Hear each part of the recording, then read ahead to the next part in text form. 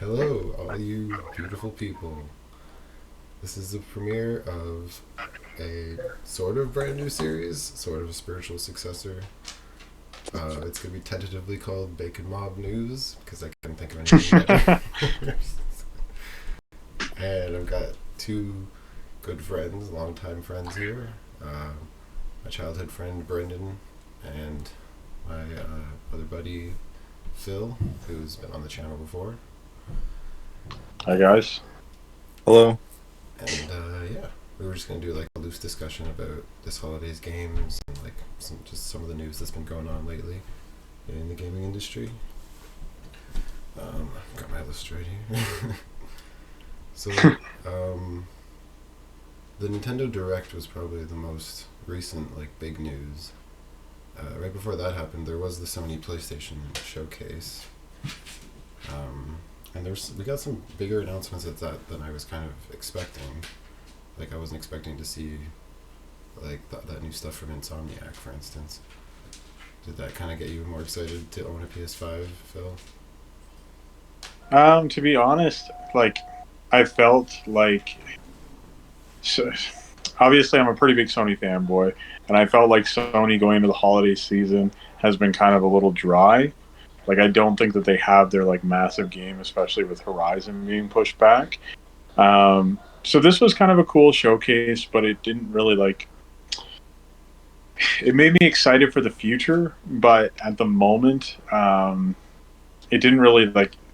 I don't think if I didn't own a PlayStation 5 and enjoy the games that are released so far, there wasn't really a title that made me, if I didn't own it, it wouldn't make me like want to go out and buy a PS5.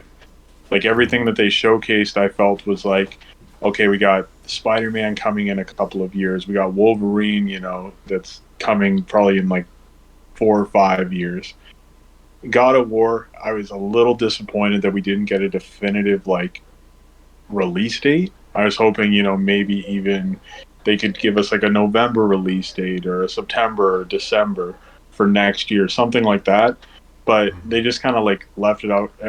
They kind of like just having it 2022, and same with Forspoken. Like Forspoken's been a game I've been kind of excited for since it used to be called Project Athena, I think it was.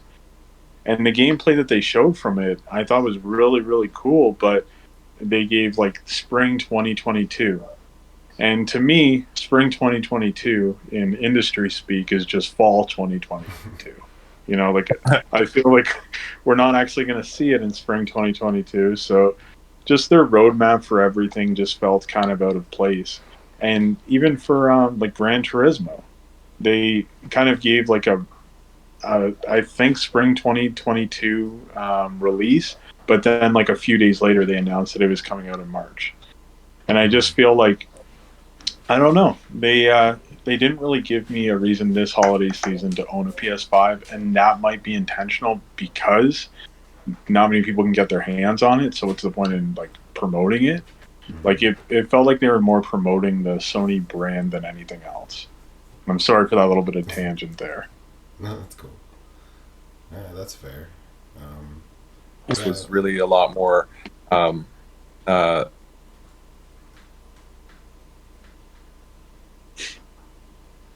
a lot more. Sorry, I'm worried.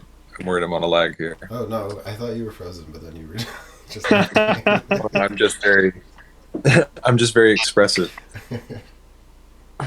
I thought the same thing. I thought it was interesting that we're putting in things that are like barely at the trailer stage. Like I had heard that there was a Wolverine announcement, and I thought if we were at the stage of watching the holiday season previews, I thought that I was going to see something that was like that was coming out. And it's literally just like a little bit of cartoon of like literally what Wolverine is. Like they've gotten as far as the premise. This is a Wolverine game. It felt like for that they took a page out of Microsoft's book where they're just like, it's coming, it's coming. Yeah, we don't know when. A game that is Wolverine branded, and at least part of it takes place in this bar. Yeah. No, there was a lot of neat stuff there that it's like putting Grand Theft Auto 5, this is something like there wasn't. I don't even think we were advertising a new feature on GTA 5. Were we? Were we just advertising an 8-year-old game because people like it? Yeah, Yeah, like that's for something like right. that, Sony launched, like, one of the cool things about the PlayStation 5 launch was they had this PlayStation 5 collection, and it had like God of War in it. It had just like a number of Persona 5, a number of different games that were like highlights from the PlayStation 4 era that if you had PlayStation Plus, you had access to. Now, something like GTA 5, even in the initial, like, one of the first showcases for the PS5, they said that this was coming in, I think it was 2021 at the time. They were going to have like a remaster of it.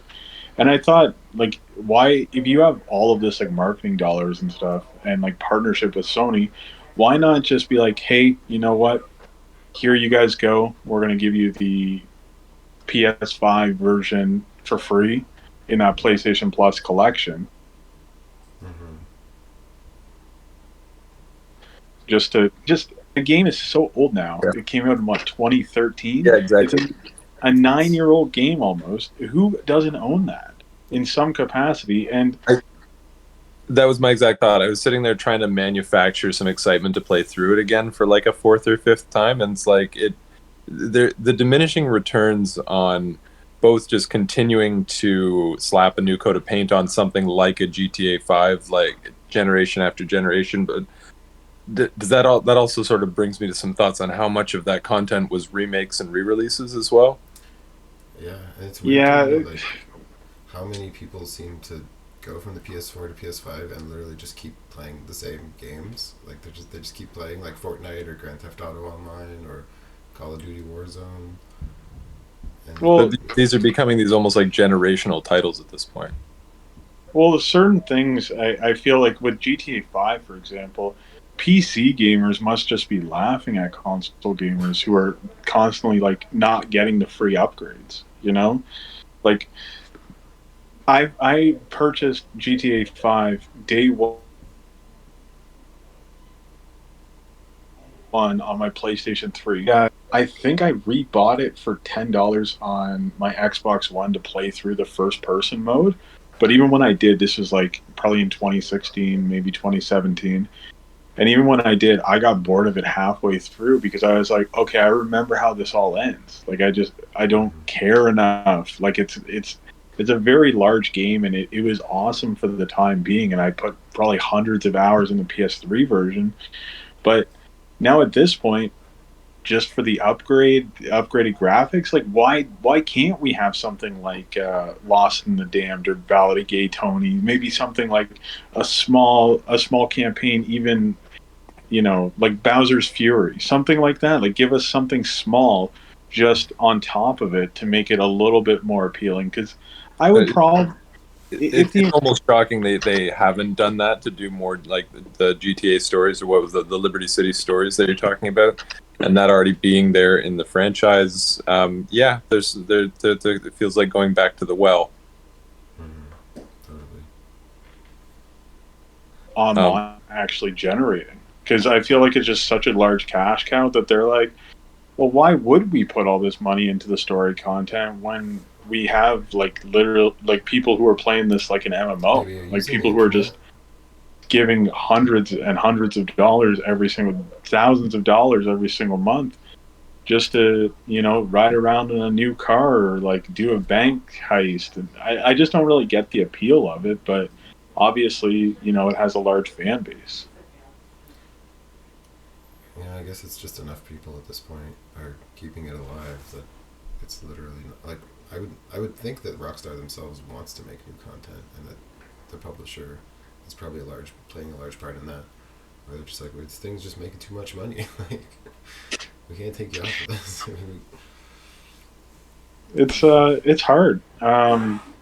Like, I do respect that Rockstar, you know, takes their time, and when they do release games, it's like an event. Like with Red it's, Dead Redemption it's 2, I loved the hype around it because they always deliver. And even with GTA Online, I'm not mad at them for doing that. if that's how they want to generate money, and if they still have the single player content be as good as GTA 5 was, or as good as Red Dead Redemption 2 was, then I don't really care. When we start seeing like 10 or 15-hour campaigns that are obviously just like thrown together haphazardly, and they're obviously putting all their money and time into the online, that's when I'm going to be mad at Rockstar. At this point, I'm just kind of sitting back and just being like, okay, I get it, but I'm not. And another thing about the Sony conference, like, I felt like I've seen everything for Deathloop. Like, I know that it's getting reviewed well and stuff, but how many times do I have to see gameplay of that game? Like, I feel like I've already played it. Yeah, I was having that same reaction, and am I also the only one who's looking at it and being like, I got bored of the BioShock franchise already? I was out of love with BioShock maybe quicker than other players were, but I'm looking at Deathloop and kind of going like, I like an imaginative setting, and that like what I don't want to go and do is play a bunch more just sort of straight military shooters. I don't tend to enjoy those. So I like an imaginative setting. And is it sort of like out of fear of being Halo that we load these games filled with features and a lot of like gimmicky gameplay and make them into that, versus something that can just sort of happen in an imaginative world? Because Deathloop, it feels like it's meant to appeal directly to me, and I just sort of feel turned off by it. I don't know what it is. I'm just tired of like the whole like 1960s, like that whole like that aesthetic. I feel like has just been done to death. Like, I love BioShock, like one of my favorite games of all time, but I just feel like that whole aesthetic is just like so over the top, like so done, and I'm just I don't know. It just doesn't appeal to me whatsoever. I cannot believe it's getting 10s. Like, it is baffling to me that reviewers are giving this game 10s. Like, GameSpot gave it a 10 and said that it's one of the best games they've ever played. And it's like, I don't know how. Maybe someone needs to sit me down and like let me play it. I'll probably play it when it's like $29 or $20, something, relatively cheap, just to give it a shot. But to me, it just doesn't look that appealing. Yeah, I tend to agree. It really reminds me of something like, there was a cel-shaded shooter called 13 in the PS2 games. I thought that too. Or like, there was another game called No One Lives Forever that gave me like reminded me a lot of that. Didn't that 13 game just get remastered? Pretty recently. Is that the one with like the one in the 3? Yeah, the Roman numerals. Yeah. Or even like the mechanics of it look incredibly similar to their last game, Dishonored, as well. It's just exactly the 1960s version of Dishonored. So it is surprising to me that game's getting 10s. Like I can't believe it. But I haven't played it, so maybe it is. Maybe it is that good of a game. I'll give it a chance someday. Oh, sorry, that's my dog. I was kind of surprised with the whole Kotor Remake trailer. How they like tried really hard to make it seem like it was a PlayStation exclusive, but then if you like look up the information about it afterwards, it's like totally not. Oh, they had me going on that. Yeah, that was sort of. I watched that, and it set the tone of the rest of it. Like, oh, okay, is this the thing that would get me to buy a PlayStation? To your earlier question, and they buttoned it with two things that might have, which is there's the God of War exclusive and KOTOR. So that's not the case? Not from what I've seen. Like, I think it's going to be exclusive to the PlayStation. They gotcha. They got me. In terms of consoles when it comes out, but I'm pretty sure it's coming out on PC day and date, and then eventually coming to the Xbox. Really? Yeah, it's probably just one of those like timed exclusives. I'm gonna see what it says here. Now, is that basically what we've seen of that? Is just sort of an announcement tease of Darth Revan there? Yeah, as far as I know, there's not any footage or anything. Just the trailer. Because I did a quick Google on that, and mainly there's a Reddit thread that's reacting to quote unquote reworking the story, and I'm just like, so it can only be a microcosm of just the ongoing backlash to new Star Wars by old Star Wars fans, right? Like that can only be what happens at this point. I could see that. Yeah.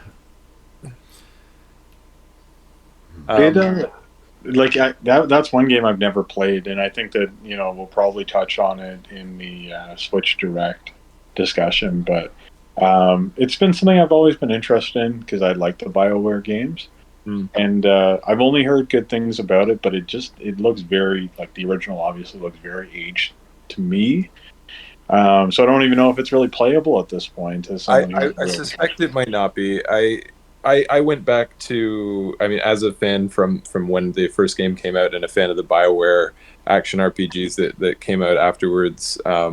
I went back to the second game probably in the last 5 years because I never actually managed to finish it because it gets real hard if you don't build your classes right.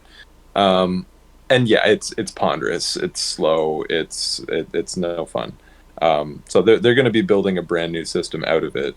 And I wonder because of course it famously has like one of the great reveals, like one of the great secret twists in like all gaming. Am I wrong? Like, Phil, you might even know what I'm talking about, and if you don't, I don't want to spoil it for you. No, I don't. I have no idea. Okay. So what it makes me wonder is if you're coming back and you're reworking this classic game that like, and mostly the audience for these classic remakes being the original audience who want to have the experience over again.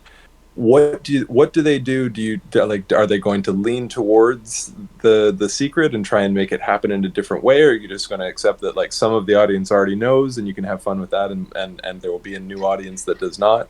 And obviously, there's absolutely nothing in that 30-second teaser to indicate one way or another. I'm excited. I will play it. I'm glad it's not on the PlayStation because then I'm 50% less likely to buy one. Yeah, that's fair. The only other thing on there that had me considering it was God of War, and I've yet to play the first of the new God of War series. So, well, I mean, with God of War, you can also the first God of War apparently is coming to PC pretty soon. I think that leaked out. Is it? Yeah, I think that I don't know if it's like super confirmed or maybe it's just like someone really good at Photoshop, but someone said that they put some assets into Steam and they like found the launch page for it. Okay. Which is, I take that with a grain of salt. I think that was actually something to do with NVIDIA. It was like their database. Yeah, it was part of NVIDIA.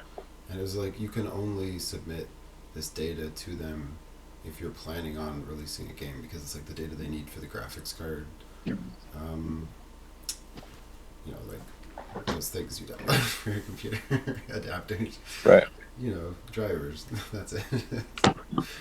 So drivers. That's exciting. So that's why people thought it was pretty legit. But even still, like their approach to next generation is kind of like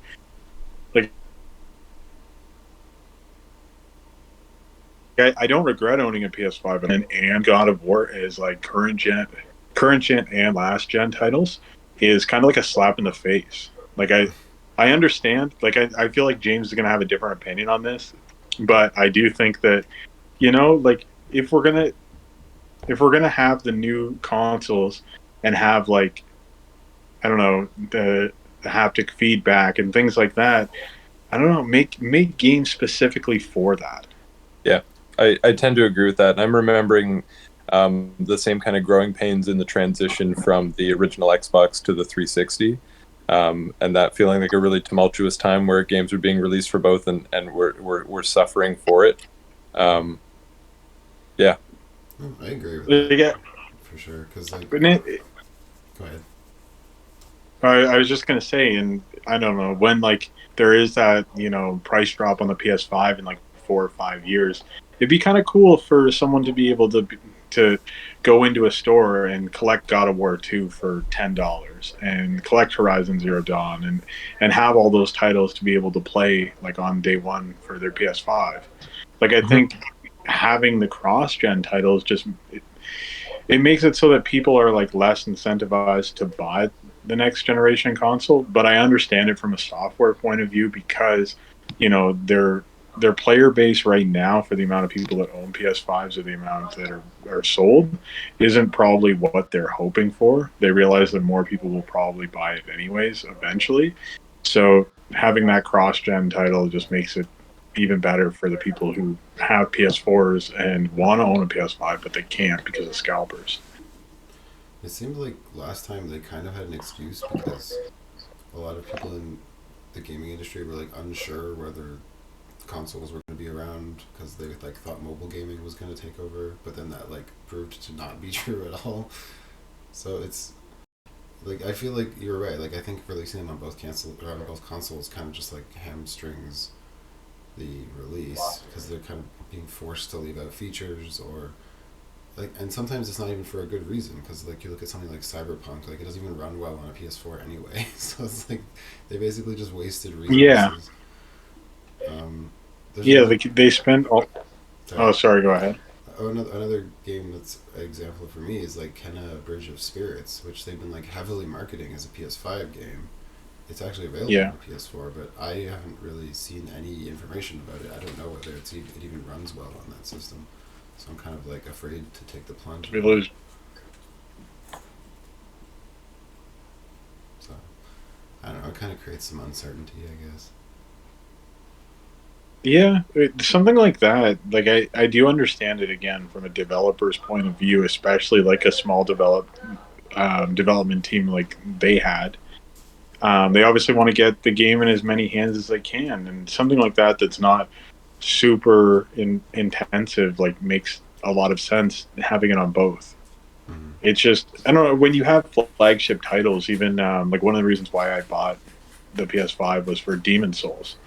And I remember there was like rumors circulating that a PS4 version was coming out, and like for me, that was like that was a great launch title because it really showcased the power of the PS5, in my opinion. Just like the resolution of the game, like how smoothly things ran. Like it was the game. Like I'd have friends over, and I'd be like, "Man, you have to see how good this game looks on my 4K TV," and then they would see it and they'd be like, "Man, this looks like next generation." And just to kind of like throttle it back a little bit or like not put all your resources in it just so that they can make the PS4 last a little bit longer, I think is going to, it's going to put people in a sore spot when it comes to the launch of the PlayStation 5. They shouldn't have even put Miles Morales, in my opinion, on the PS4. Like, I don't even really know that many people who played it, but if it was a launch title game for the PS5. Yeah, it's like in this weird, like, almost like limbo, where it's like people who still owned a PS4 probably moved on to something else, but if they couldn't get their hands on a PS5, like it seems like anyone who bought a PS5 was getting it for other games because that was kind of just an expansion to a PS4 game anyway. Well, my thing is like right now for a lot of PS5 owners, I feel, and I say this as a huge Sony fanboy, I feel like it's a lot of FOMO. Like I think it's a lot of people who just want a PS5 just so that they can say they own a PS5. Yeah. Like I've had a lot of good experiences. Like you heard me like on one of the previous shows. Like Returnal is like one of my all-time favorite games that I've ever played, and it's a PS5 exclusive, and I don't regret buying it. Same with Ratchet and Clank was a great game. It was short as hell, but I mean, it felt like a PS5 game, and I was happy for it. But the people who are getting like PS5s just to play NBA 2K with like slightly better nose hair graphics on the players, I just don't get it. I don't really get where the supply and I don't get where the demand necessarily is with people just like rushing out to like go and buy it, unless they're like a hardcore like gamer who really is following. I think even down to like the aesthetic choice they made with the design, or they just want to be like, look at me, I have the PS5. Yeah, like I think it almost is like getting a new iPhone. Like at this point, it's like a lot of people are getting it just like for the gram or whatever. Yeah, just to, like, and it's weird. A few other things like Did either of you play Alan Wake before? No, and yeah, I actually really liked the look of the trailer, and it kind of took me back to a kind of wave of nostalgia for that era of graphics, that kind of like very washed out gray color palette that like every survival horror game that kind of felt the same for a long time. That made me want to play it, and I didn't. You But should. I was originally around.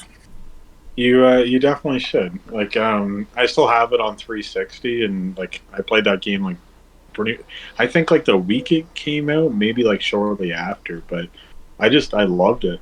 I'm not like super excited for the remake, but even the remake being like $40 Canadian isn't terrible. If I've never played it, like I might pick that up just to do it. I don't know. But you can probably find, if you still have a 360 or an Xbox One, you can probably find a copy of the original pretty cheap. Cool. Yeah. Did you guys? Not Oh, I was just gonna say, did you guys want to move on, or did you have anything else to say about the Sony showcase? I think the only other thing was the Uncharted Legacy of Thieves. Oh, I've been for is that the fourth one, or is that a new one? So it's a combination of Lost Legacy and Uncharted 4. Oh, right, okay. And that's just like, and they're coming to PC, and they're doing like the patch for it, so it goes at 60 FPS. And since I own both those games, and if they don't do a free patch, I'm gonna be pretty disappointed. I can tell you, I will not be buying them again. Yeah, you would hope for something like that if it's just to like improve the frame rate, that it would just be a patch, but you never know these days. You would hope, James. You would hope. Whose idea was it to make an unfunny Guardians of the Galaxy game? Don't think that's going to be a winner for you. Here's the thing, okay? The game kind of looks terrible, but it looks very terrible.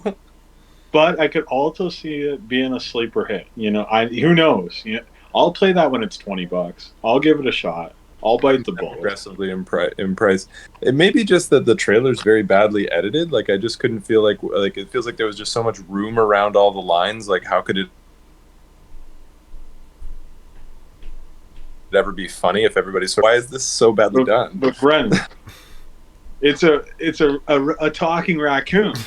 Oh right, so anything he says is funny, is what you say. He's sarcastic. Oh yeah. Right, and it's like it's a Han Solo type who makes witty quips about 1980s pop culture references, so it's comedy. Hey, absolutely. Yeah. Okay, I was obviously holding it to an unrealistic standard. I bet that's gonna be comedy. That's actually a segue into. There's that Project Eve game, which I thought looked kind of cool. I thought it was like made by Platinum. We were talking about that a little bit earlier. Yeah, I have here under Project Eve, weirdly butt-focused character modeling and animation. Yep. Followed by, I don't get or like these games. So okay. That's my hot take on Project Eve. I thought where the comedy guns were all firing in the right direction was the Tiny Tina's Wonderland trailer, which I'd already seen. Is that a PlayStation exclusive? Because I don't think so. No, I didn't think so. You think Gearbox would let that happen? Gearbox no, it wouldn't make any sense, would it? No, I've been kind of. James knows this. I've been kind of the second one. I don't know what it is. I mean, maybe I'm just sort of overwhelmed with the imagery of it. I think it's really fun. I've never like developed an antipathy for it. I just keep not finding the games fun to play. But Tiny Tina is hilarious, and I like kind of like leaning into the utter absurdity of Borderlands more than like keeping to try and find the ways to make it both cool and funny. Let's just make it completely stupid and hilarious. I'm with that. Yeah, just like over the top. Yeah, let's just go there and like doing the D20 fantasy thing is just the exact kind of dumb idea to go with, I'm there. I like that too. Yeah, like I felt even so. I had played Borderlands 3 fairly recently because it got a PS5 patch. Game looked fucking great. Game honestly looked great, but my thing is that it was so melodramatic that like there's a character that dies at the end, and like you're supposed like obviously it's asking you to like get upset that this person died, and I'm like I just don't care. Like none of these characters made me feel any sort of attachment. So let's just have stupid, over the top. Yeah, the guns are fun. I'm with you on that. Let's just lean into that. Stop trying to like. I think what they've got at this point is a universe of stock characters that many of us have known and have like, if you know they go back to the first game, we're talking about 10, 12 years of history with the characters, right? You've basically got like a Nintendo pantheon at that point where they could do things like this Tiny Tina premise, does not need to care about the vault or Pandora or anybody in the story. Use the sandbox of characters to do goofy fun things. Borderlands tennis, anybody? Like Borderlands party? I don't care. They can do anything they want. I mean, I don't know about that. Maybe a battle royale game or something. Okay, you know? sure. Yeah. I could see them doing that. You know, you could get the different character skins from the different games. Everyone has a different ability, that's a specialty, something like that. There's just a lot of things that they could do with it, and I don't know if they will.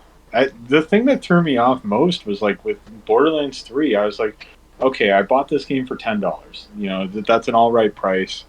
Even if I only get like 10 hours out of this, you know, $1 per hour, it's fine. I ended up beating it, and then I was like, okay, well, like let's see what the DLC is. We got 2 different like Game of the Year edition DLCs. So in order to get like all of the content, you're looking at paying like full price. Each DLC pack is like $50. So Yeah. if I was like a day one adopter, I would have paid $79 for the game plus tax and $90 Canadian. Then buying all of the DLC even before it was at the discounted rate of being in that bundle. How much money are they really like milking out of fans? It's true. And I understand it's cool, but that's a lot of content. Well, it's a lot to charge for content, that's for sure. And I mean, I am so far from a day one person. Like when it comes to that, there is no. I don't know if there's a game that will be made that justifies like that justifies the $80 price tag to begin with. To me, I think games are overpriced. I really. What about the really $89.99 price? Well, yeah, and when they have the nerve, right? And then when I look and I see that, like, oh, and I'm only getting like the first 2/3 of the game that I want to play, right? But then when I want to pick up the rest of it, I also got to spend $10 on getting a bunch of different outfits for the character. I mean, it's all been talked about. This is not a new complaint, obviously. I've been waiting for Game of the Year bundles, till that come out, and buying them like 5 years after those come out for so long. I don't even think about actually buying. Like, do people do that? Buy games at release? Is that done? But listen, I just want to know: are you on the Patient Gamer subreddit? I just got to know. I'm not a Reddit I'm not a Reddit user, but that sounds like where I'd hang out. Yeah. Not only did I wait for Horizon Zero Dawn to come over to Steam, but I'm still waiting for like the right time to catch it at like a 75% sale. To be fair, that game, like if you're a PlayStation owner, they made it free in April. Well, for the complete edition, or you could buy the complete edition. No, that's very reasonable. Yeah, look, there's savings out there. I mean, we're talking about Rockstar, right? And what to do with these years old titles, and Red Dead Redemption 2 has sat there at a full $85 price tag or whatever, like right around there on Steam, with like very rare 15% off sales at the regular Steam sale time. And I'm looking at it, and I've watched the trailer so many times. Like, I know I'm going to enjoy playing this game when I eventually get around to it. And it's like, I hope they're getting their money in the meantime, because they're not getting mine. You're staying strong. I wish I had that. I'm going to. It is frustrating how, like, especially those full price games, like, you very rarely see them go for more than 25% off these days. No. Until they've been out for more than a few years. Well, I've I decided to take EA up on a year-long subscription package, and so right now I'm playing the Star Wars stuff from the last couple of years. Probably going to get back into the Dragon Age franchise and the Mass Effect franchise. This is something I can get behind. Access to a library of games for one low price. Like, this is the kind of thing I'd like to see more of. Obviously, I'm not going to get new releases this way. It's a bloody expensive hobby, and it seems like the bigger these studios get, and this is maybe segueing into some of James's topics from the list there. The bigger the companies and studios are getting, the more pay to play, and the more and with that, the stifling of innovation, right? That will continue to put out new content for GTA Online versus start building out the next big Rockstar open world action game. Or, like, if we're doing that, we're happy to take as long as we like on that, because look how healthy our revenue is in the meantime. Yeah, as long as, we're still getting, as I said before, as long as we're still getting the content for the single player games, I don't really care. Like, I don't care if they want to take 6 years to make it. It's the same thing with Elder Scrolls, Mm-hmm. They can release, they're releasing the Elder Scrolls 10-year anniversary for Skyrim, including fishing and a bunch of mods and stuff like that. Sure, let's do it. But if they release just a complete disappointment or an unfinished piece of shit, then, I'm obviously going to be upset. I'm going to be like, listen, you guys had all this time. The money's been flowing in. You have no reason to not release a good product. I'll be patient. Like, I'm fine with being patient. I don't care if it takes them 10 years to make a game, as long as the game is good and enjoyable. There will always be games to play. I would rather them not announce a release date for it and just, announce the release date and then have it come out in 3 months, then just keep, moving the release date. I feel like Starfield, even when it releases next year, since we haven't seen any gameplay, I'm not very confident in it. I don't know if it's going to be what we're hoping for or expecting. Like, I think that Bethesda's just kind of lost their way, and I don't think that they have the ability to. I'm really doubting them. Like something like Rockstar. I know that Rockstar can produce a great product, a great game. Like, every time they release a game, it's an event. With the last few releases have been just disappointment. Like Fallout 76, not even just how the game was, but having, like, the special edition with the moldy helmet and just everything that they've done around releasing it has just been terrible. And I feel like they're going to do the exact same thing with the next Elder Scrolls game. I guess we'll find out. I didn't realize Starfield was that close, actually. I don't think it is, if we're being honest. Yeah, no, there wasn't much to look at the last time I glanced at it. Yeah. But yeah, apart from that, I really wanted to know, like, James, did you see the trailer for the, like, Radiohead exhibit thing that they did? I saw it, yeah. I mean, it didn't really do much for me. I thought it looked kind of interesting. Isn't that a VR thing? Or am I wrong? Yeah. So how is it? It's not on the PS5 then, is it? No. I think it's like PS4. I'm not entirely sure what they're doing with that. But I don't know. I think we should move on to the Direct. Okay. I was going to try to segue when you guys mentioned Star-Lord. I was like, speaking of... I'm sorry for all the tangents, guys. Oh, no worries. So yeah, I mean, apart from that Kirby game, which was kind of exciting for me, like, I've always been a big Kirby fan, and they haven't ever done a true 3D Kirby game. So it's nice to see that they're finally doing that after all this time. Yeah, I was thinking that. It's got a nice art style to it. So that was exciting to me, but that was really the only part of the direct that like stood out to me as something positive. There's obviously the elephant in the room, being that cast, which I think the internet collectively decided we are like in the bad timeline. If this is You don't like Chris Pratt as Mario? I can't see it. I can't like every time I try to picture his voice coming out of Mario, I picture that like Photoshop of Mario with no mustache for some reason. Pretty funny. Yeah, like are they gonna make Mario like awkwardly buff, or like he's fat at the beginning and then gets buff?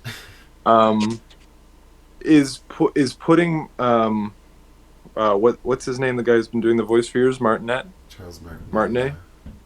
Yeah.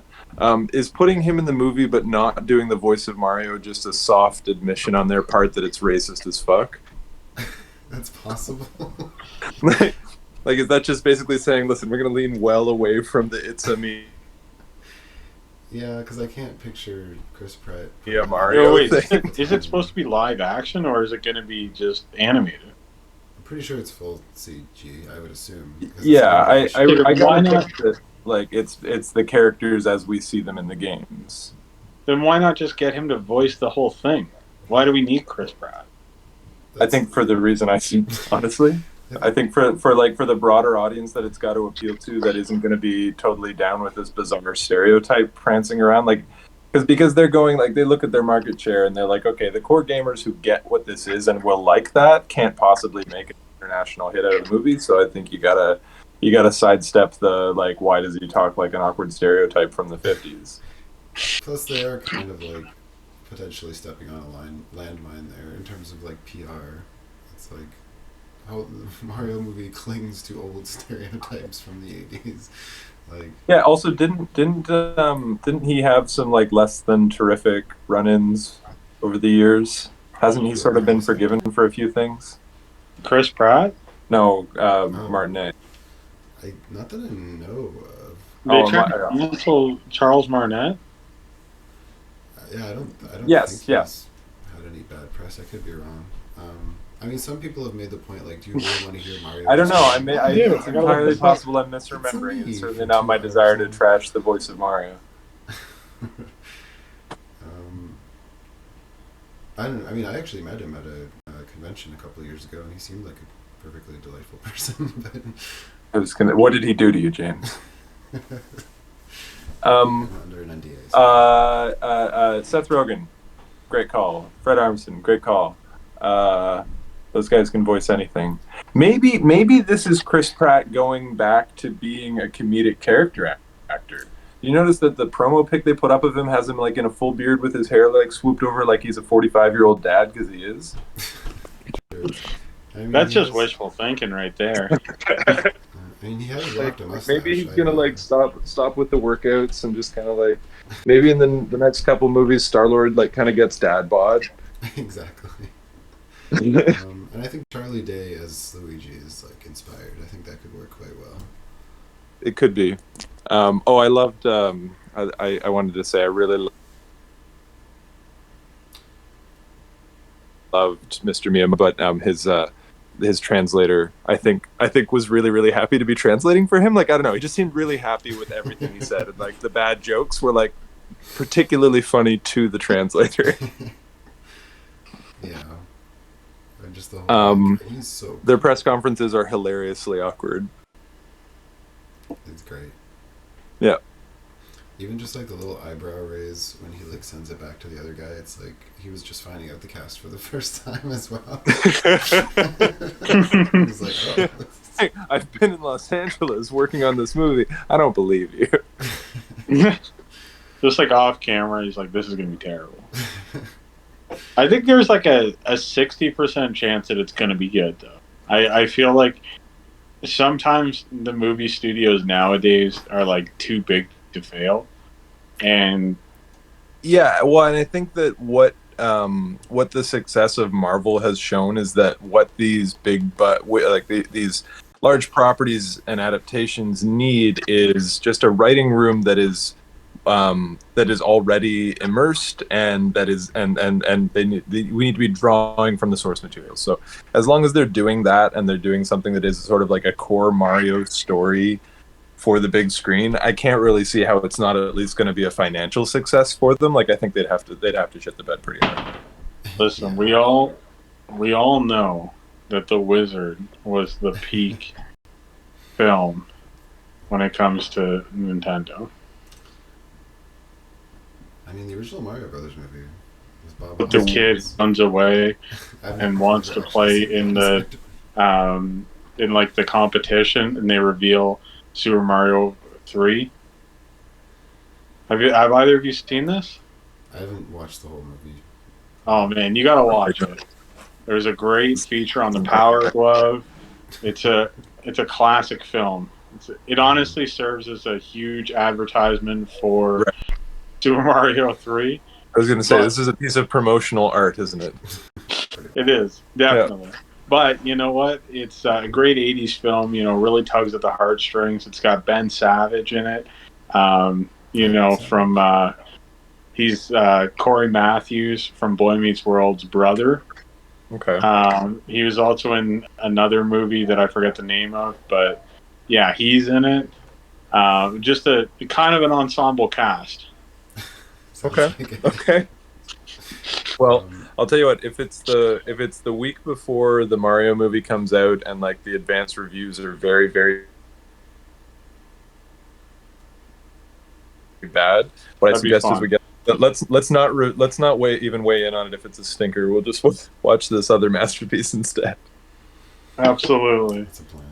I mean, as I said, I feel like they see the amount of money that they can make from making this a franchise. Because if they make one good movie, maybe we'll have the Donkey Kong movie next. With Seth Rogen signing on. It's just gonna be... That is only what the plan is. Then they will. Then like at some point they'll manage to like reference Super Smash Brothers, and they'll give a visual cue to like 6 other characters at that moment, and then we'll spin off into their movies. And like that is absolutely what is happening. It's just gonna be printing money, Just printing it. We only do things that are franchises now. The very idea that you would make one singular film and then half a decade later maybe a sequel, that's ludicrous. Absolutely not. We gotta milk this. We gotta milk this cow until there's no milk left. If I'm not segueing into at least 3 other properties within the larger franchise by the 3rd act. It's like I'm watching the Kenobi trailer, or the Obi-Wan Kenobi trailer when it came out a couple weeks ago last week, and thinking like, okay, like of course you were gonna spoil the obvious thing. We all hoped that Maul would show up. Like, sure, of course he's in the trailer. Yep, you confirm he's in the trailer. How long into this, what probably like 10 episode series before they just can't help themselves and they do like a full 2 or 3 episodes that are from a different show? That are just like that are setting up a completely different show. What about a Maul movie? What about a Maul show? Yeah, what about a trilogy of movies and a show? Yeah, and one about each of his mechanical legs. That's really what the audience is hungry for. just milk it until it's dry. Yeah, we love to see it. I said I'm playing the Star Wars games from the last couple of years. I'm playing Lara Croft Star Wars, the Jedi Fallen Order. Yeah. And I'm like remember when they said that Darth Vader and the Emperor killed all the Jedi? Let's go back through like basically like guys our age, our generation, and the expanded universe content, and quickly tween all of these video games and comic books that we've all been absorbing for years now. Darth Vader's shit at killing Jedi. I'm starting to think he's the wrong man for the job. Listen, whatever's going to make them money, and they're making a Fallen Order 2. That's coming out soon. Cool. Well, I'm in the franchise now. Once I get past the 2nd level, I'll be fine. Speaking of franchises, are either of you excited for Bayonetta 3? I know that you said you hate those style of games, but I wanted to clarify. It's not that I specifically hate sexy anime lady style games, although it doesn't really do much for me, tbh. I don't in general like hack and slash beat 'em up style games. Yeah, that's fair. I Masher. like they came out with a game called Astral Chain a few years ago, I think in 2017, 2016, and I really liked that. I thought that game was really cool, and I'd never Bayonetta's always a point, and then I thought about getting it on Switch, and I just have never gotten around to playing them, and I think eventually I will. I know that people have been really excited for Bayonetta 3, so I'm happy that they're saying 2022, which probably means 2023 if we're being honest. I just, yeah, I'm happy that people got to see that. I really want to know James's opinion on the expansion pass. Oh god. I'm ready for James's take on this. When it comes to Bayonetta, like that's one of the franchises like I always felt like I might like, but like a lot of people compare it to Devil May Cry, which I never got into either. That's what it looks like to me. Yeah. Pretty much. But yeah, I mean, I'm as excited as I can be about that. Even though it's now a Nintendo franchise, I'm just still kind of meh about that whole thing. But, Are you excited?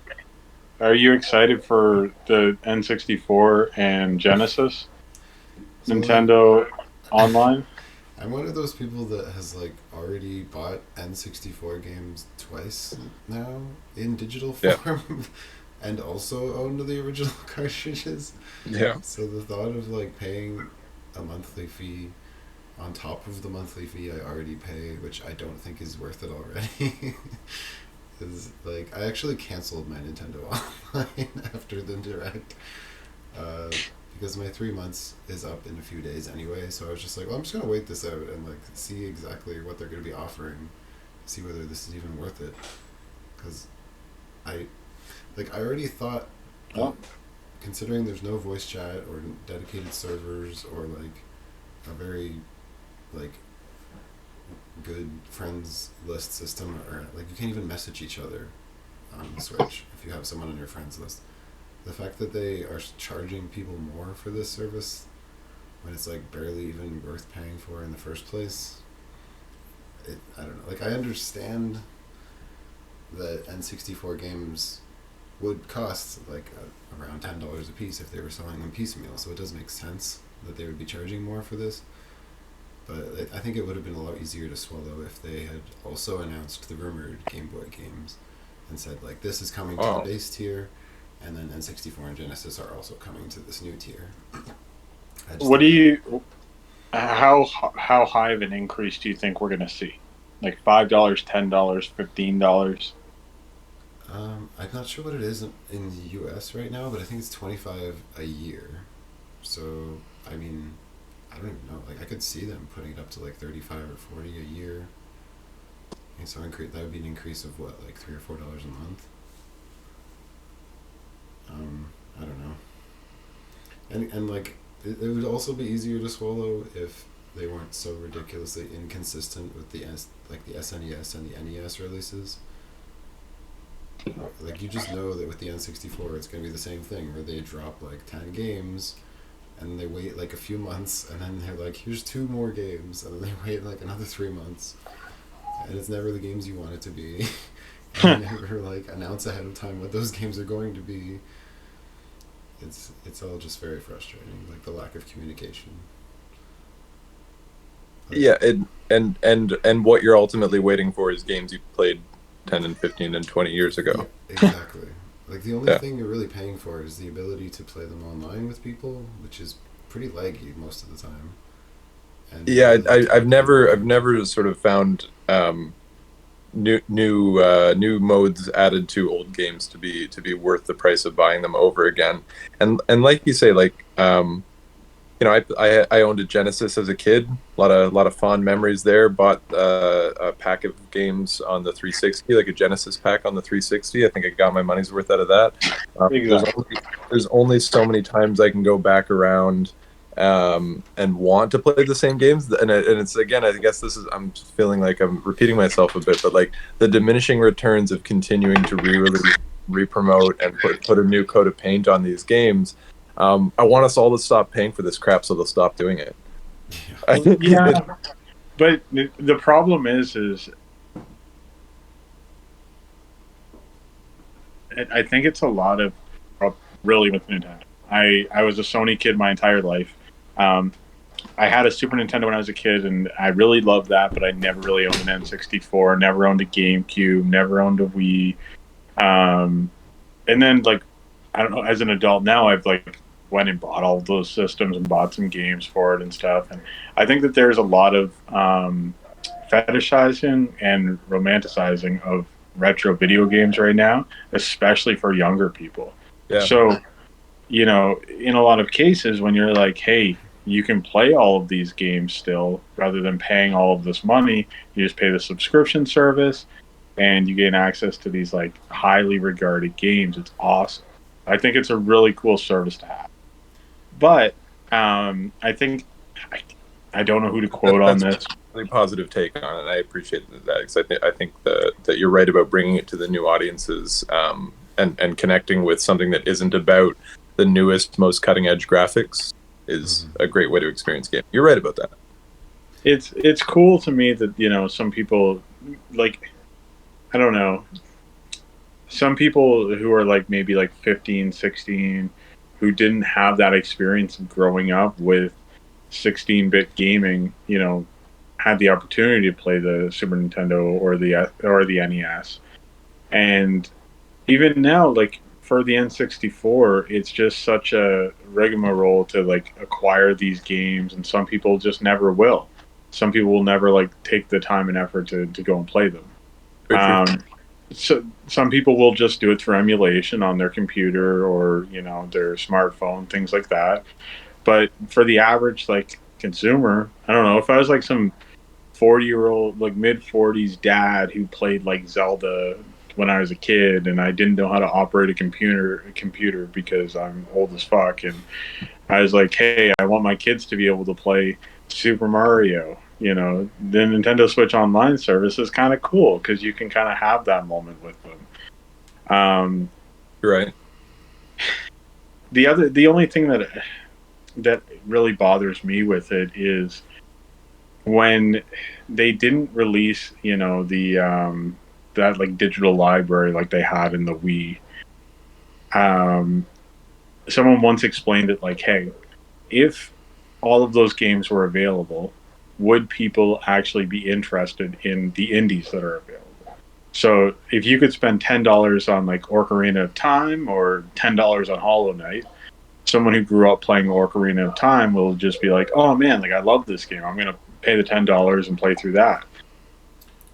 Limiting it to, you know, just having the indie titles and not having that virtual console made it so that there was such an, obviously other factors, but there was such an indie boom of like those retro games like The Messenger or even Celeste, Shovel Knight, all those games, because those people who were looking for those experiences looked elsewhere rather than the games that they have already played.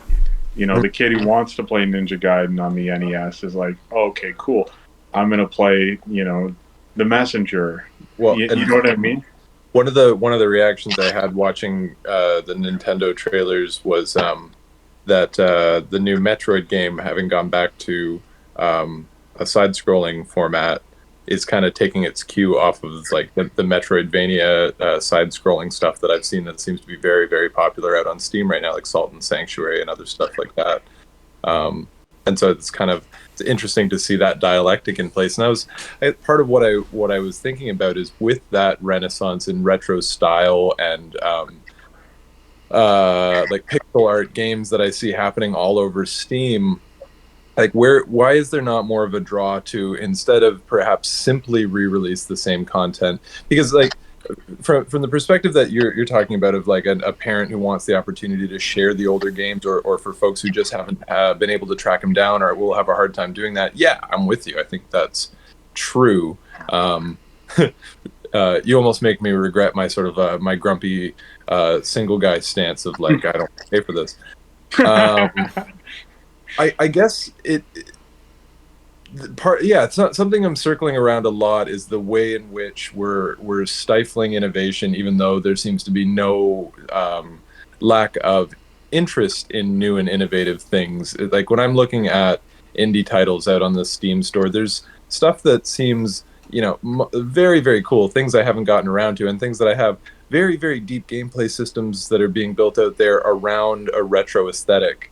And going deeper into older styles of games that where we just didn't have the capacity to do some of the stuff that they might have done back then. Wouldn't it be neat if we could start pathing those two things together? Like, wouldn't it be neat if, in re-releasing classic Zelda games, like the Zelda games for the SNES, for example, to have new artists, new teams who've come out and done pixel art games like that come in and build an expansion for Link to the Past? Something like that, something that can do both things, and then re-release that game. And and there'll people who won't like that and will hate it on premise, and will think I'm silly for saying so. I don't know, a bigger space in the house of Nintendo, and like instead of more brand fidelity, less, except the fact that that Mario and Link aren't going anywhere in the public consciousness or in the consciousness of the gamers who continually buy those new games as they come out. Open it up, Yeah, I think you're starting to see that. With one example is that Crypt of the Necrodancer game that they made. That was a Zelda's game. That was like an indie team out of PC that made a Zelda game, and it was done with like pixel art. But it wasn't like. It was more of a sequel than a reimagining. It would be really nice to see them. But cool, like neat, yeah, cool. Do a sequel to one of the classic games and just like emulate that art style and like continue on from there.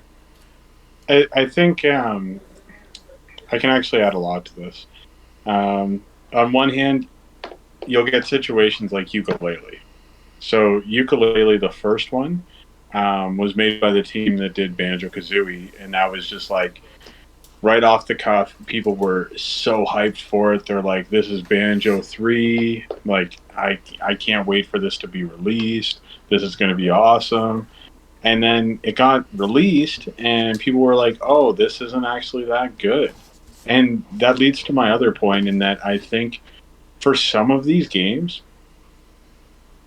the problem isn't that they're amazing games. It's that they're games that people played during their childhood with almost rose-tinted glasses.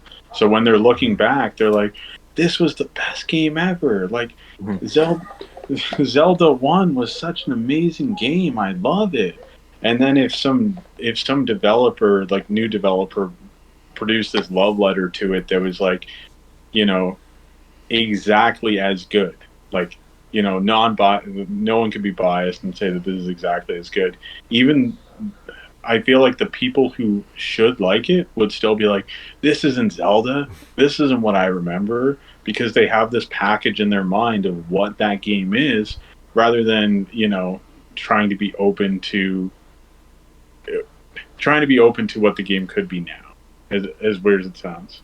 Well, but isn't that the risk, though, that a lot of the different types of remakes that are happening right now, there's sort of where we're coming in and we're giving it a graphic polish up, and then there's like the FF7 remake, where it's really a brand new game, sort of with the same characters and premise at work, right? But look at that. That's like, I don't really even know what the reception with FF7 remake is. I think I'm not excited to go and play something like that necessarily. Well, okay, so I played it. I wasn't a kid who ever played Final Fantasy VII when it came out. Okay, James, I watched James play most of the game over his shoulder, I'm pretty sure. The original, yeah. That's the case for me with KOTOR as well. Oh, yeah, okay, yeah, fair. But, yeah, I mean... A couple of my friends were, and I've had some other people be like, hey, this isn't a finished game. I'm not going to play it until they release all the parts and it's fully fleshed out, blah, blah, blah, blah, blah. But to me, that game was just insane. Like, the attention to detail, I thought that the combat was awesome. I thought it was great. And I think about it more as like a series that we know the conclusion to. You know, like for me, I didn't. I'm just not to spoil anything. You both have played most of it, so I'm just going to say it. I'm just going to just not to ruin things for anyone. But when someone's like Aerith dies, I was like, in the first game of the Final Fantasy remake, it doesn't have her dying, obviously, because it's not at that point. So when someone told me this, even though it was like a spoiler from 20 years ago, I didn't know that. So I was like, oh my god, you ruined the game for me. Oh my god. Plug your ears when people talk about KOTOR, dude. You can't know. You must not know. Listen, when it comes out, I'll play it. And when we get to that point, I'll tell you my reaction to it. I'm worried that you'll be the person who's like, called it. I knew all along. I get what you're saying, Phil, but I'm like the type... I think as long as it's mostly like quality of life features, people for the most part appreciate that. I think that like a good example of that is how like even when Nintendo does do like an exact replica of these old SNES and NES games, they still include the ability to rewind because they know that most people nowadays don't want to actually go back and play the whole level again. Yeah. Well, what did you think about Link's Awakening? Because I know that you played it, and I played it. I never played the original. And I thought that what they did with that as far as a remake goes, you really couldn't ask for more. Like, I thought that it was really cool. Like, just the change in art style and everything. Yeah, that's literally all they changed, though. Like, that's a good example of a game that they, like, didn't really change in terms of quality of life features at all. Like, it's just an exact remake with better graphics and music. And it's like kind of like that kind of raises the argument of like, should they even be charging $60 for this when it's like a Game Boy? Well, absolutely not. That's just a fact, James. How can you possibly be if someone who's never played either games, you're like, hey, I got Breath of the Wild in one hand and I got Link's Awakening in the other. How can you possibly think that they should be valued at the same amount? It's baffling to me that Nintendo has the audacity to even do that. The funny thing is, I personally, well, I don't know if it counts because I paid full price for the Wii U version, but I actually paid more for Link's Awakening than I did for Breath of the Wild because I bought Breath of the Wild on sale. But that's just a coincidence. That's a vagary of marketing schemes. But it's true, I did pay full price for that. I mean, the only reason I didn't pay full price for Breath of the Wild was because I already did on another system. And then that system died. Are you gonna get Dread? I probably will, yeah. It's too exciting to have a new Metroid game and not play it. Even though I wasn't like crazy about Metroid Samus Returns, the prospect of like a new Metroid game is pretty tempting. Catch me up on Metroid. Was Samus Returns a re-release? Yeah, it was a remake of Metroid 2, which was a Game Boy game, and they kind of like expanded the world and gave it 3D graphics. Like it was kind of an enhanced remake. It was more of a reimagining of it. Mm-hmm. So I remember playing the original Metroid Prime with you and being super into Halo at the time, and having it not grab me, and sort of me then very very comfortably sort of putting Metroid over there and being like, that's not a series I enjoy. And then seeing that trailer this morning when I watched it for Metroid Dread made me feel a weird wave of nostalgia for the character and the franchise and the genre more than anything. And I really wanted to play it. The Nintendo marketing's working on you. Yeah, it's insidious. Sunk their teeth into you. Yeah. You're like, I'm nostalgic for this, even though I didn't even enjoy it. Yeah, I never really played the franchise at any moment. I'm just aware of the character. Just played it. Yeah, it's back. Yeah, woohoo. That's funny. I don't know. Like, I love the resurgence of Metroidvanias, Yes. and I've never been a Metroid fan. I've always been like, I like Castlevania a little bit more. Metroid, I just found a little too complicated, and as weird as that sounds. And I've always wondered, like, what is the fan base's opinion on Axiom Verge. Like, I don't know if you played that, James, but it really seems like that is like the, I don't know, like I feel like that developer could make a good Metroid game. Like, I feel like he is making Metroid games. That's true. Yeah, like that's a really good point. Like, take some of these developers that are clearly making these love letters to these classic games and just like give them a shot at it. I think that would be great. And there's so many great examples. Salt and Sanctuary. It's so good. It's just punishingly hard. It's like a Metroidvania meets a Souls-like. Have you played Blasphemous yet? No. You should look into that. Like, it's very, very similar, apparently. Very like Souls-like and kind of a Metroidvania, I guess. Right. The Souls-like elements of it are what I find frustrating and has me rage quitting and like almost breaking my controller. I don't get that way with many games anymore, but like things with the Souls-like that are built to make you feel the pain of every failure, those get me pretty close to breaking the controller. Have you played Hollow Knight? No, I haven't. Oh man, you have to play Hollow Knight. Like that's like a top tier game. Like it's definitely like a top 10 game for me. I love that game. It's so good. Right. Is it out on Steam? It's on Steam, right? Yeah, you can usually get it for pretty cheap. It's it kind of has Souls-like elements, that difficulty, but it's like, to me, it's like my favorite Metroidvania game I've ever played. Like, it's a top 10 game for me, for sure. Right on. And when I get frustrated of getting killed a lot in the second level of Jedi Fallen Order, maybe I'll consider that. Absolutely. You should play Cuphead, too. It's not a Souls-like, but, you know, That's it's also hard. Very much so. I had some other stuff here. I mean, we don't really have to go into all of these. I feel like this has been a really good discussion already. Sorry for the tangents, guys. I apologize. The tangents are the show. Exactly. I liked your question about which studio Microsoft will buy next, because as someone who maybe doesn't have his finger directly on the pulse of the industry, I'm just sort of like imagining them gobbling everything up like Kirby / an Ouroboros with Kirby on both ends. Okay. Did you happen to see that list of developers that I think it was like 2 E3s ago now, where they're just like, we bought 10 studios all in a row. It was like, yeah, that's bananas. They bought Bethesda.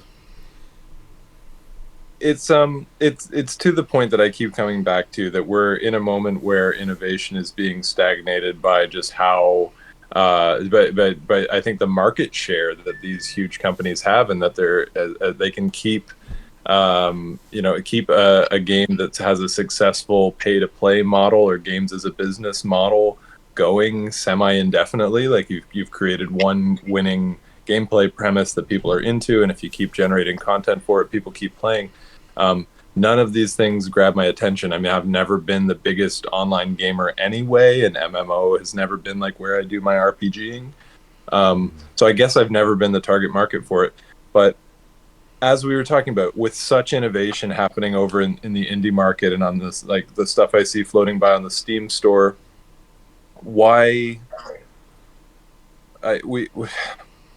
it's only to the detriment that these studios keep getting bigger. I can't see any positive effects from it. Yeah, it seems like the whole like middle tier like AA game or whatever you want to call it has like completely disappeared at this point. Yeah. Well, yeah. I wouldn't necessarily go as far as that. I think like you look at like Plague Tale. I don't know if either of you have followed that game. I'm just into Plague Tale now. I was really struck by it. You're right, middle tier, sure. That's definitely like not an indie, but not a AAA. Yep. Kena, Bridge of Spirits. That's a good example, yeah. A AA game. I think we'll see a lot indie games that look like a AA game. I don't know. Yeah, they're almost like just indie studios that just happen to get big enough to make a game of that. Happen to get the budget to make something more full. Plague Tale, as I'm going through it, I'm continually struck by how limited it is. Like, it is utterly stunning, But yeah, it doesn't. It's not a very complete game. I keep thinking like this is a game I would like to give to somebody who's just learning to game, like just like kind of trying to It's get into very something. on rail. It's Yeah, like exactly. Like so, like something where you don't sort of need the gaming experience to get all the cues to recognize what the possibilities are, but just follow an on rail game, which is a fairly rare thing, and it almost feels fresh at this point that I'm not being led around by a lot of like glowing things and there's an organic experience there. There was another it's game kind of a too. callback to like the 360 PlayStation 3 era. Yeah, I yeah. feel like that's when those And, games are and very in prevalent. particular, it looks exactly like Fable. It really does. I kind of got that vibe from Hey. Biomutant. If the new Fable looks like that, I'm on board. You For know, it looks pretty good.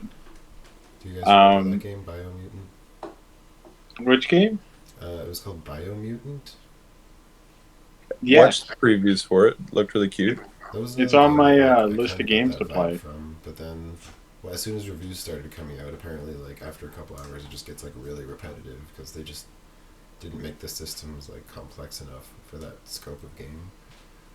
And I kind of just wonder if that happens with a lot of those types of games where it's like a mid-tier studio is like trying to make a game with the big boys, but it kind of just ends up looking like one, but not really playing like one under the surface. Is part of the problem with that we tend to put so much stock in how graphically impressive a game is, and sort of that's maybe one of the biggest defining factors in what a tier even means at that point. That like, I mean, Plague Tale is an example of something that I think the visuals are core to what the intention of the game is.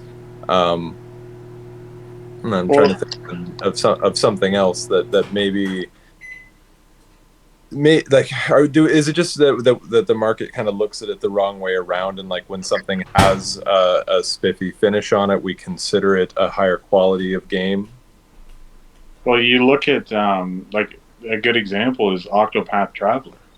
Like when Square released that, people were like, "How can this game be worth $79.99?" And you're like, because it's a full game. Just because it's a retro looking game doesn't necessarily mean that it's not a AAA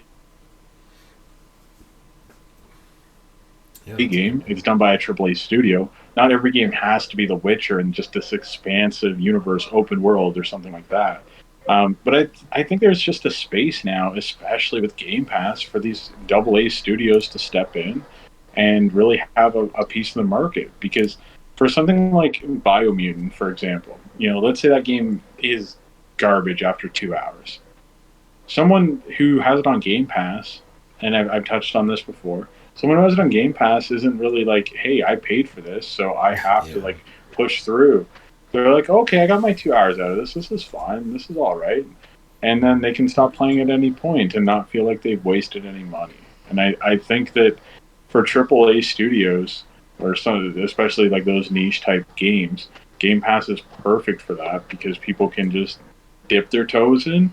If they like it, they can go into the water. If they don't, they can get out. Mm-hmm. Yeah, I'm with that. That feel is what I'm appreciating about the EA subscription. It's not something I'd ever thought I did, but I do. But I'm digging that element of it, that I don't feel married or that I shelled out full price for something I won't really get into. Star Wars Squadrons is kicking my ass right now, and I'm glad to have not paid full price for it in case I just get frustrated and rage quit it. Yeah, I feel that, Phil. But in that same breath, though, do you like? I don't know. I can recall, being younger and purchasing games and only having a limited stock of games. So, like, when I got a game, I wouldn't opt out of it. I'd be like, okay, you know what? I have to play this. This is my new game. I gotta go through. I gotta play this. I didn't really have that out. And sometimes it would result in me like pushing through, and like maybe it was like Stockholm syndrome of spending so much time with it. But I ended up enjoying them because I pushed through. And for sure, that feeling of something that didn't grab you initially but sits on your shelf, and eventually you go back and appreciate what it offers. Yeah, definitely. But with Game Pass, maybe some people are having that opposite effect. Maybe it's like they're not giving it enough time. And I'm not an expert on psychology, but I mean, I feel like it can go both ways. It can introduce people to some of their favorite games that they would have never expected, but it can also lead people to too much choice and just being like, okay, yeah, I don't need to finish this. This is enough. Or they get to a hard part and they're like, okay, what else can I play? Mm-hmm. Mm-hmm. That's But the story of my the Steam the library. the economy. Go ahead, James. Oh, I was just saying that sounds like my Steam library. Yeah. Yeah, because I was having the same thought. It sounds like mine too. And yet I've also so often had the thought of like, okay, so I've had my enjoyment from this one title that's in my library. I know I'm not likely to go back to it again. And what I would normally do, or what I would have done back in the olden times, is take it back to the EB Games and hopefully it and a couple of others. And I've got some cash to put towards my next one, and that is gone. We don't do things that way anymore. um, and so our Steam libraries become these graveyards of things we're not playing anymore.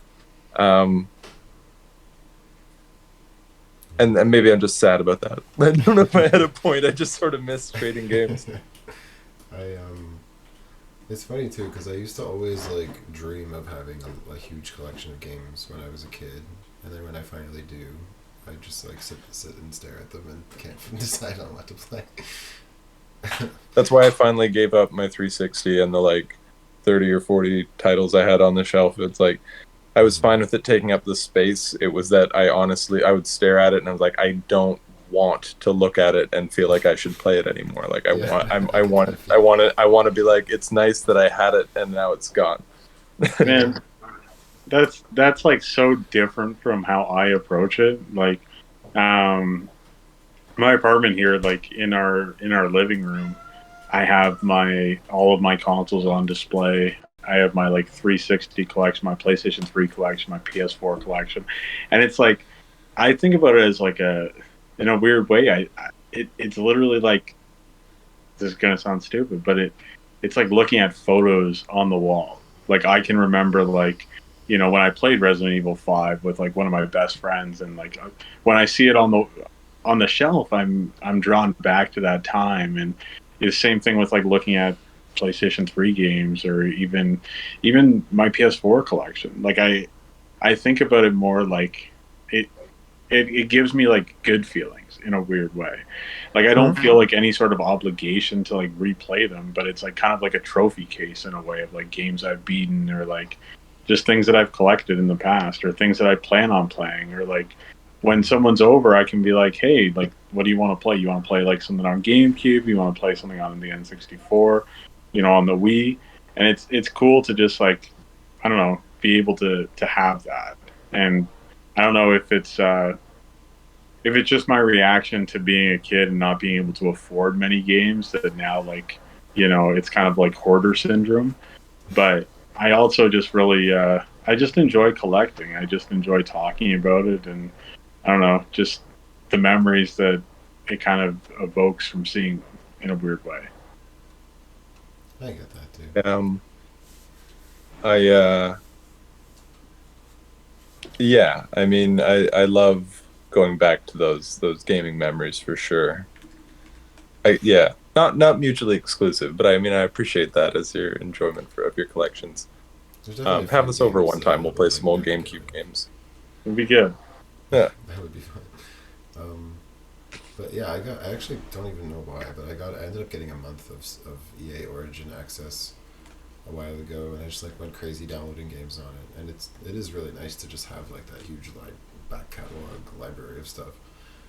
Yeah, So and like, just to like try stuff again. I can't think of the last time I got the opportunity to like have the rental game feeling yeah, of like I'm playing something that's brand new and looks great on this TV that I did not pay anything close to full price with, and I won't have it forever, so I'll get my enjoyment out. Like that's how I'm approaching like Squadrons, for example, which is like I say, I'm finding it hard. Um, it's a very cool game. It's neat to have an opportunity to try it. I don't need to own it forever or pay full price. I'm glad I didn't. it's cool that that's like one of the first games in recent memory outside of I guess Microsoft Flight Simulator that like actually supported those like flight sticks. I was like an Oh, actual cool! I didn't know that Swiss about it. game. I found the flight controls really impressive. I was looking for something that was going to be complicated. Like, well, I was looking for that game to be complicated in that way, and I like that. I'm still at the beginning of the learning curve. That's all. You can also play it in VR too. That's Cool. Were you able I So I think mean, I would be sick. were you ever able to do the game streaming on Games Pass, Phil? yeah, yeah. How's- Like, how's that's one thing that I've really enjoyed about Game Pass is that like, so I have an iPhone. I have to do the like the XCloud gaming streaming, which is through like a browser, and it runs pretty flawlessly. Like it's actually pretty impressive. yeah. Obviously, you have to have like pretty solid internet, but I remember like I live 5 hours away from my hometown, and I went to like go visit my parents one time, and this was like shortly after Doom Eternal had come on the Game Pass, and I just brought my PlayStation 4 controller, paired it to my phone, and I was able to play Doom Eternal on their Wi-Fi from Connect, like for through XCloud, and it like was perfectly fine. Saved where I was. It was just a cool experience. Am I Like wrong? Sorry. I was just gonna ask. I was just gonna I was gonna say one of my friends just got I think it's called a Backbone controller for iPhone, which is really cool. Like it just like your phone snaps into it, and it basically makes your phone into a Switch more or less. I've seen And that. I think once they like perfect that, it could kind of like not bury the Switch, but offer a solid alternative for people who don't necessarily want to pay full price for a console. But I think that that's definitely a discussion for a whole different day. There's a lot of things that can be said about it, but it's cool. I like it. I'm just curious, like, because they recently announced that you can, like, I could have read it wrong, but is it true that now if you get Game Pass Ultimate on PC, that you can just, like, stream Xbox games to your computer without actually needing to buy an Xbox? I believe so. Yeah, because even for like new titles that are coming to like the Series X, for example, I can. They're going to make it so that you can stream them on an Xbox One. Right. So it's like there's no real like other than it'll probably run a bit better. You have a newer generation console and things like that, but at the end of the day, there's no real reason to get that next gen from Xbox just yet. And I love and I hate that because obviously loving Sony, I'm happy that Sony's had success with releasing PS5 exclusive games and things that like Ratchet and Clank. And if I was a Microsoft fan or I owned a Series X, I would be pretty disappointed. Like, except for like the higher frame rate, what does it really offer you? Halo's just on the horizon, which is awesome. I'm excited for it. I think it'll be really cool, and I hope that it's successful. And I hope it's successful just because competition is good in any industry. I don't want Sony to have like a leg up on Microsoft. I want them to be equal. I want them to be competing with each other. And I just wish that Microsoft would try a little bit harder to have single player games or like try new new IPs, things like that. I don't know. I feel like they're kind of lagging behind and they just want to be the streaming service. And That's what for it's someone starting like to me, feel like. sorry? That's what it's kind of starting to feel like they're trying to position themselves more as like a software like service company. Like it seems like they're not even ever since they got this new CEO, it almost seems like they don't even want to make hardware anymore, and they're just kind of like begrudgingly releasing these systems. Yeah, I just like part of me really wants a Series X because I've kind of got back into playing retro, like not retro games, I guess. But I just replayed all the Dead Space games, like Dead Space 1, 2, and 3, and I have them on disc from when I bought them a long time ago, and I think that Microsoft's approach to backwards compatibility is dope. Like again, having that collection of 360 games that look and play better on my Xbox One and would look and play better much better on my Series X, kind of incentivizes me to want to pick that up. But I also look at the Xbox One as like probably the worst console for exclusives that I own. There's really nothing other than maybe like I liked Quantum Break that came out. Sunset Overdrive was all right. For a while, they had Cuphead as an exclusive, which was probably my favorite, and then the Gears games. But other than that, they really offered nothing original or groundbreaking that entire generation. Like I feel like they really, they messed up. I think that whole console was just kind of a missed opportunity. And then I look at the PS4 and I look at like they had God of War, Horizon, Spider-Man, Persona 5, Bloodborne. Like I literally Detroit Become Human. Like I could literally list like 20 games that they released that were either new IPs or like original takes on old IPs. And I just think that Microsoft isn't doing that. So even with their subscription service, I think it's cool. And also, I always subscribe for like a couple of months, play the games that I want to play, and then unsubscribe. Like, I think the longest I've ever subscribed for was like 5 or 6 months, and that was when I was playing online with a couple of my friends. But apart from that, I would never subscribe for 2 years. Like, I just don't think it's worth it. That's pretty much what I do with PlayStation Plus as well. I think that PlayStation Plus is also like, I don't know. I like getting it just month by month. I ended up getting a year for like $30, so I was okay with getting a full year and doing that. But for the most part, any of those subscription services to me are a month-to-month basis. Even with Nintendo Online, like I got it for a couple of months to play through. I think I played through Super Mario 3 and a couple other games, and then I was like, okay, I'm done with this. I don't play any games online or anything through Nintendo, so I don't really need to pay for them. And there's people out there who have subscriptions to all 3 of them, and it's like, that's a literally play some games. And I don't know if that's something that I can get behind. That's fair. Yeah, I can't imagine like paying for all 3 at the same time. Maybe like $50 a month or something. That's a lot of money. Yeah. The only other thing I have here really is it seems like Activision Blizzard's like legal problems that they've been having. Like at first I thought that it was just going to be the same kind of thing because I know Ubisoft and Rockstar both had some kind of like reckonings lately with like a lot of stories about sexual harassment and just like bullying in the workplace coming out. But then like the SEC got involved, and then like they were like accused of like misleading investors, and it seems like this has just gotten worse and worse. And now it's like it seems like every high level Blizzard employee has like left the company at this point. They're going in and having to like rename characters in their games who were like named after like disgraced employees. Like it's kind of crazy. And like World of Warcraft is like finally lost its #1 spot to I believe at first it was Final Fantasy 14. Now this new Amazon MMO New World seems to be taking off.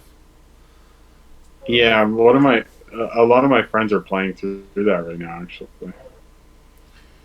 It's just kind of, I don't know, like I never really expected Activision to like fall, or yeah, it is Activision, sorry, Activision Blizzard to like fall this hard, like because they always seemed like the kind of the biggest publisher on the earth apart from Microsoft and Sony.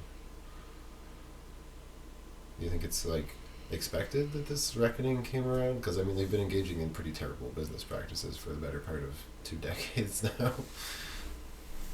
I think that like when I'm reading the stories, I just sort of if it's in response to this that gamers are leaving something as successful and long running as World of Warcraft, it kind of makes me a little bit proud of the gaming community that they're doing that. Now, is that is that sort of people like terminating their old subscriptions, being like, oh well, finally I'll get rid of that old thing, or is that actual like players on the game? It seems like a lot of those people were migrating to Final Fantasy 14 because like they Right. literally couldn't keep up with the demand for a while. Like they were having so many people, like so many new players come over to Final Fantasy 14. Interesting. Well, I mean, I say good for the gaming community in that case. Like, I think we know that a lot of these big houses have internal problems like this, and that even if there aren't reported incidents of harassment, we know that the low level employees and coders in these places are working in some pretty crappy conditions a lot of the time, and That too. we have an opportunity to be responsible consumers. Makes me happy to hear folks are taking that up. It kind of seems like it was just like the perfect time for this to like come out because people were already like in the process of migrating to Final Fantasy. Like I think that they were just like